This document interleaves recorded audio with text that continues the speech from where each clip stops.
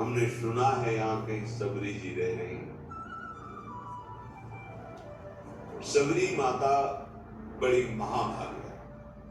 इनके प्रसंग को भक्तमाल जी ने वर्णन किया कि ये जब ब्याह के योग्य हुई, तो चूंकि सबर जाति से प्रकट हुई इसलिए इनको संबोधन में सबरी कहा गया। इनका ब्याह जब तय हुआ, ब्याह की उत्सव की तिथि आई, तो सैकड़ों हजारों की संख्या में वन्य पशु लाए गए थे वध करने के लिए, क्योंकि स्वागत वन में रहने वाले लोग मांस का ही, खरगोश, हिरन, कुछ बड़े बड़े पक्षी आदि ऐसे सब बंधे हुए। सबरी जी ने पूछा घर वालों से कि ये उनका इनका वध करके इनके मांस से स्वागत करेंगे बरातियों का।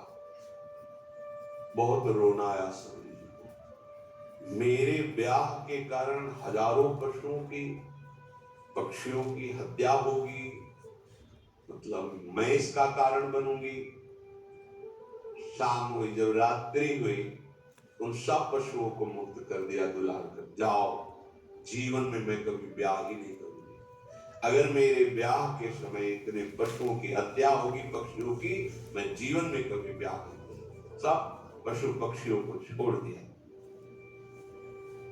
जो ही उन पशु पक्षियों के बंधन काट रही थी वो रस्सियां, वो ऐसी कृपा दृष्टि से देख रहे थे मानो वो कह रहे थे तुम मेरा बंधन काट दिया तो जाओ, मैं तुम्हारा बंधन मुक्त करने के लिए भगवान से प्रार्थना करता हूं कि अब तुम्हें कोई कर्म बंधन, जन्म मृत्यु का बंधन न प्राप्त हो। इसलिए कई बार प्रश्नोत्तरों में कहा है कि अगर आप किसी की भी हित की बात कर दोगे, सेवा कर दोगे, तो भगवान प्राप्ति का मार्ग वो प्रकाशित कर दे, क्योंकि सबके हृदय में भगवान बैठे हुए हैं।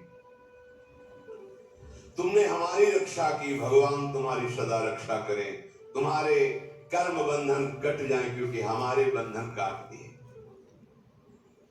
सबरी जी के हृदय में पशु पक्षियों को छोड़ने के बाद एक वैराग्य हुआ कि अगर मैं घर में रहूंगी तो फिर ब्याह की व्यवस्था यही सब करेंगे, भाग चलो।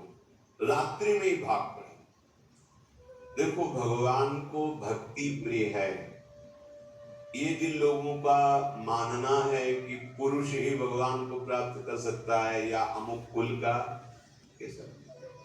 भगवान के वचन है, पुरुष नपुंसक नारी वाह, जीव चराचर कोई, सर्व भाव भज कपट तज मोहि परम प्रीत होय।